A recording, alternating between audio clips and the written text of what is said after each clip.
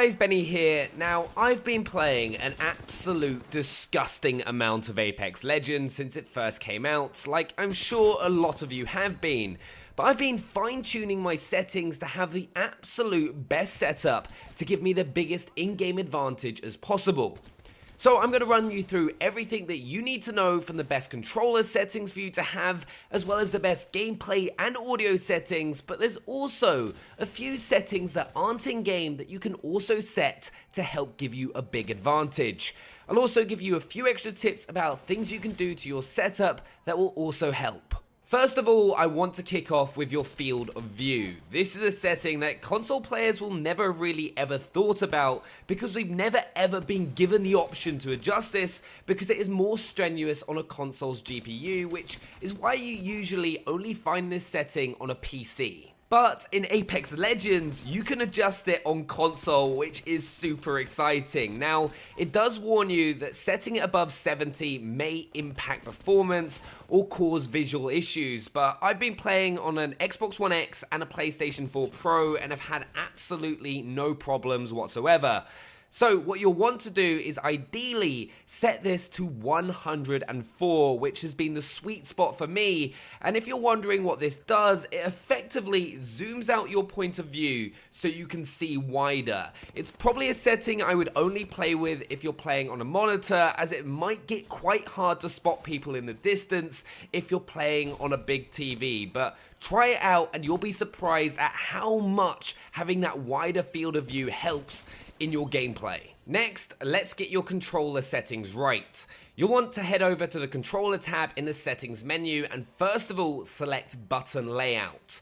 Now, out of all the controller presets, I would recommend using Button Puncher, which is pretty similar to the default settings, but for one major change. It puts your crouch button on your right stick and puts melee on B on Xbox or circle on PlayStation. But this allows you to easily do one of the best moves in Apex Legends without ever having to take your thumbs off the thumbstick, which is to be able to slide easily. Whether that's sliding down a hill or into a gunfight, as you don't ever want to be having to reach to the B button to slide whilst you're in the middle of a gunfight, as it means that unless you play Claw, you won't be able to react to what enemies are doing during that time, and you'll get killed and end up shouting at your teammates to come and save you.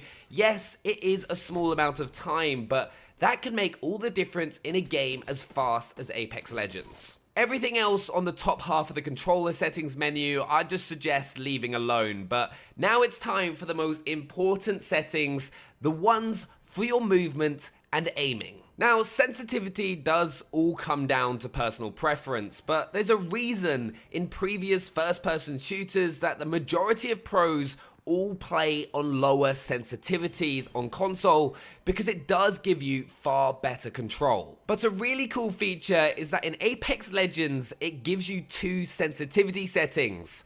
One for when you're running around and one for when you're aiming down sights.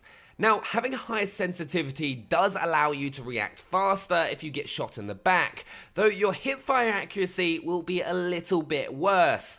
But I would recommend using a 4 sensitivity, which I've found works perfectly for me, and then changing your ADS sensitivity down to a 3, as it's a little slower, which is perfect for when you're making those small adjustments at range gunfights, which you'll find yourself in while aiming down sights. And a 3 sensitivity isn't that big of a difference from your standard 4, so it won't feel strange when you go to ADS. But with those two settings, I feel confident that you'll be able to come out on top in most situations. But remember, if these aren't your usual settings, stick with it for a couple of days to get properly used to them, as it does take a bit of time.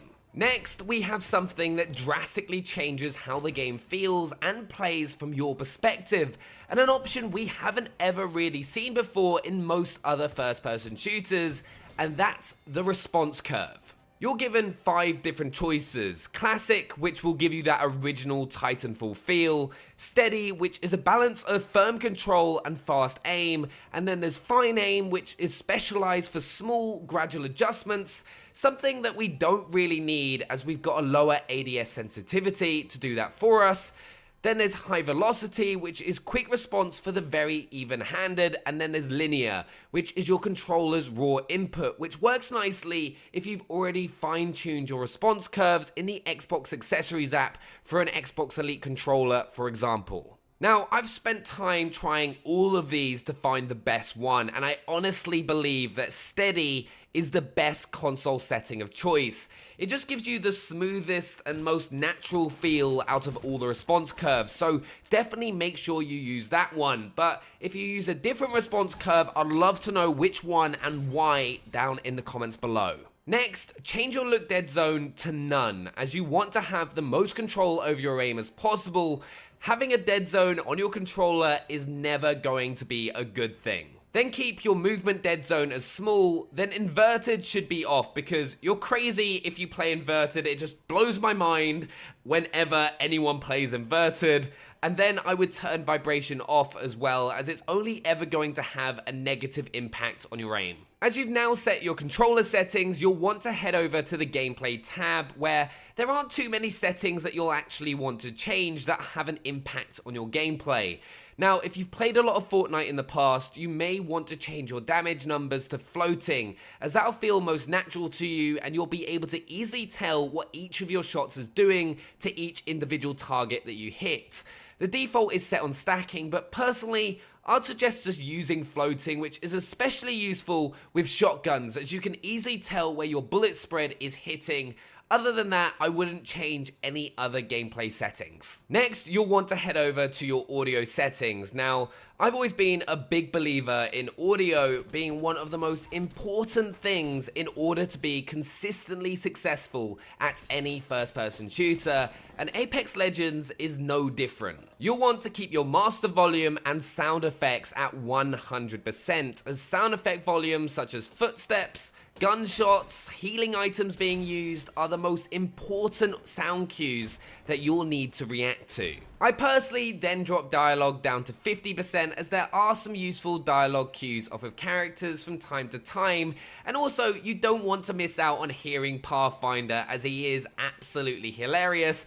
And then, even though I love the music in Apex Legends, if I want to be trying to get as many wins as possible and as many kills as possible, I'll either turn it off completely or have it on around 25%, so there is no chance that I'll miss some important sound coming through. One big suggestion I would also have with audio is make sure, if you can, to use a headset rather than TV speakers, as it'll allow you to be able to easily tell where enemies are if they're nearby, or the direction of gunshots. It was easily one of the biggest improvements to my gaming ability when I started using headphones. So, those are all the in-game settings that you'll want to have changed and set to have the best console settings possible.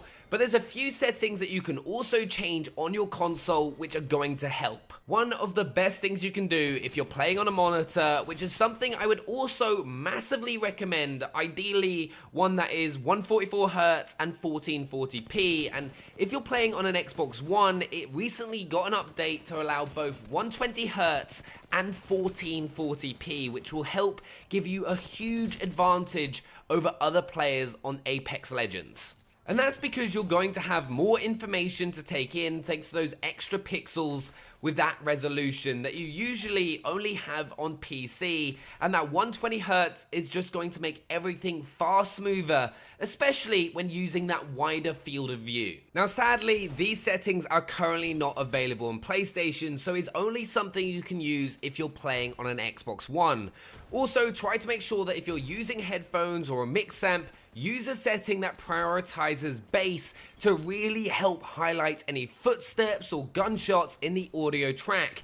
As like I said earlier, those are the most important sound cues that you want to make sure that you're hearing, so you don't get shot in the back or get caught unaware. Also, once you've changed all the settings that you've learned in this video, make sure to stick with them for at least a couple of days so you definitely get used to using them, because it's so easy to try for a game or two and it doesn't feel right initially, and to switch back and miss out on the huge improvements that these settings will give you in the long run. But there we have it. That is my very first Apex Legends video on my channel, and many more to come. So do make sure to share any other settings that you like using down in the comments below. Every single comment is appreciated, and I'll also highlight other bits of good advice. And if you're new to my channel, make sure to hit that subscribe button and smash that like button, and I'll see you guys again next time.